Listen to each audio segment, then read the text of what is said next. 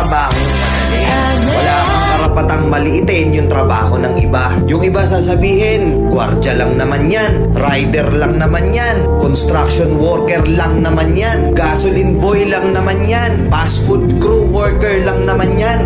Pucha, nagkaroon lang tayo ng maganda-gandang klase ng trabaho. Akala na natin kung sino na tayong entitled sa mundong to. Minamaliit natin yung mga taong mas mabababa yung sakit-sakit.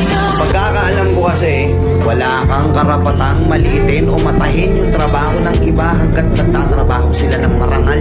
Walang trabahong madali. Lahat nagdadaan sa hirap. Lahat nagsasakripisyo. Kaya kung iniisip mong porket maganda-ganda yung trabaho at malaki-laki yung sinasahod mo, mamaliitin mo na yung mga trabaho ng mga taong nagtatrabaho na mas maliit yung sahod sa'yo. Mag-isip-isip ka. Baka bawiin sa'yo yan. Baka biglang bumaliktad yung mundo at sila naman yung umangat. Kahit anong trabaho mo, magpakumbaba ka pa rin. Bilog ang mundo, hindi palaging nasa taas ka. Kaya hanggat maaari sa lahat ng oras, magpakumbaba ka. Diba?